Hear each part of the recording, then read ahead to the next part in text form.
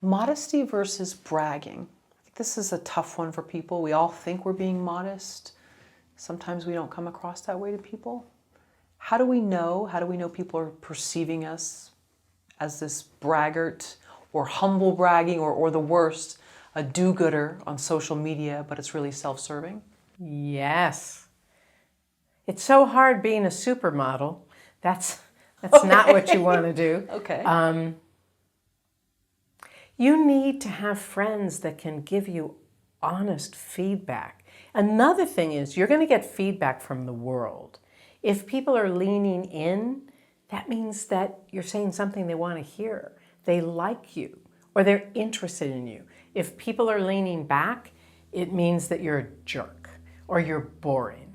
And I once heard a Hollywood executive say, one of the biggest sins in Hollywood is being boring, punishable by non-employment. So don't be boring. Don't be a braggart.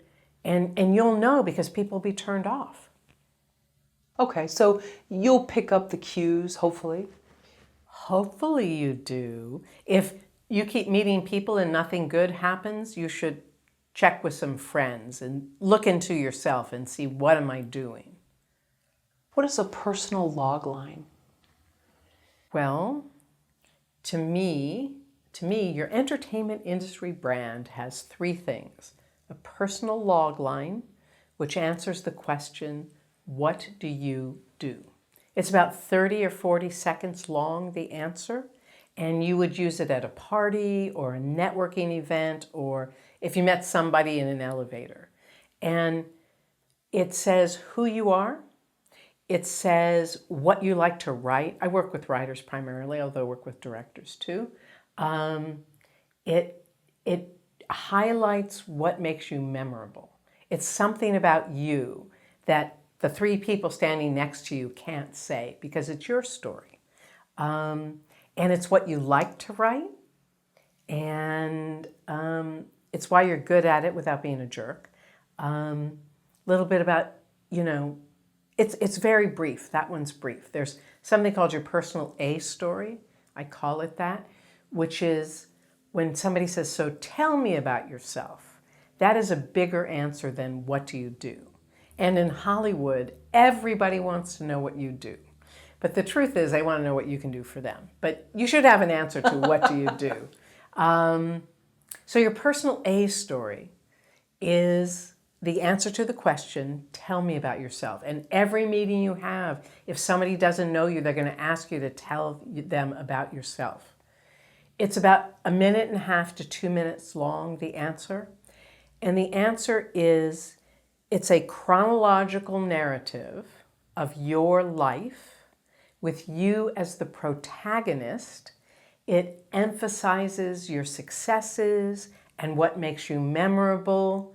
And the narrative through line is where you started, what you had to overcome to get to where you are, and what you want to do next. And it's all conversational.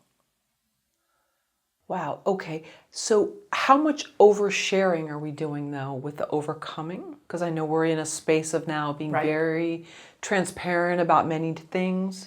Don't be too personal. And here's a real bottom line. Don't make the person who's listening to you stop to feel sorry for you, because that gets them out of the flow and you'll never get them back.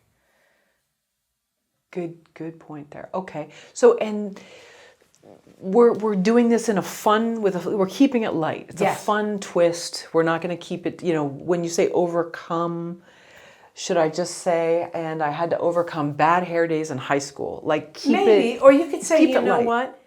I grew up in poverty and I had to work really hard to get somebody to let me read a book. This isn't it, of course. And it all depends on how you say it, and it really is good to sprinkle in, I was so fortunate. I grew up in poverty and nobody in my family ever thought you could make a living as a writer. But I was so fortunate because I had a 6th grade teacher who told me I was a storyteller, that I could write. And so I pursued that. and I got to But again, we're keeping it upbeat. We're not. yes. We're not making we're not putting this guilt on the person receiving our story. Right. Guilt or feeling sorry for you or doing that. Okay. Don't make them do that. Okay. Great to know.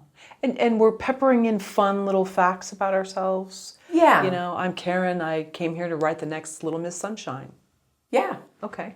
I came here to write the next Little Sunshine, and I was surprised that I ended up having to clean up disaster areas. Do you know what I mean?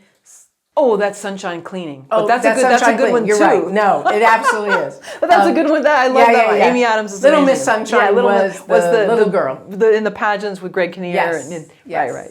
Exactly. It should be engaging. Now, you may not be a comic. You may not be a funny person. You don't have to be. You need to be engaging.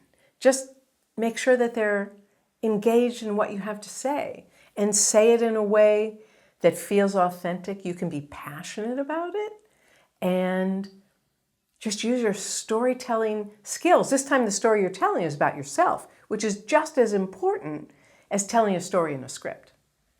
How self-effacing should we be? Let's not be a braggart. We don't want to say, yeah, it was so hard, you know, all these guys wanted to date me and things like that. That's going to turn people off. But how much of, quote, putting yourself down is also a turn off? Don't put yourself down. You never need to put yourself down. What you can do if you want to talk about your accomplishments, here's an inside tip, is say, I was so fortunate that I won that contest. I was thrilled when I found out that my script made it on the blacklist.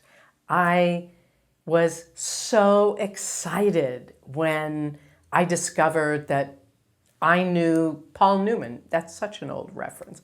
That I knew... I would still use that. Yeah, it's thank good. you, I like thank it. you. That I knew Steven Spielberg. Sure. You know, that's how you take the sort of stink off of saying your accomplishments, but don't put yourself down. No, that is not attractive. Think about going on a date with somebody. That's not self-effacing. That's like being so humble to the point you're putting yourself down. That's not attractive. You're in a meeting and it's like a date. I want to know that you think well of yourself, not to the point that you're obnoxious, but that you have confidence. Think about a date. You want somebody who's confident. Being honest about oneself without being crass. Right. Read the room. If you're working in a nightclub, there are things you can say that you shouldn't be saying in a 10 a.m. meeting with a current executive. Read the room. You can push it a little bit. You can be sort of surprising without being like, ew, do you know what I mean? Or that you offend somebody. Don't be offensive. That should be like the first rule. Don't be offensive. You know, just don't be offensive. Sure. So read the room. So if you're going into a sort of a mixer and it's at a bar, that's one thing. If you're going to sort of a PTA meeting, you're not going to be using the same humor. Exactly. Okay. Exactly. What's the unspoken Hollywood dress code? Casual, but professional. Do not go into a meeting with a suit unless you want to be an agent. Nobody wears, and even agents don't wear suits anymore. It should be clean. It should be, if you're somebody who has interesting clothes, that's great, but not something that's, you know, like you're going to a cocktail party. This is like a meeting. Casual, but know that this is not really a casual business. It looks casual, but it's a business.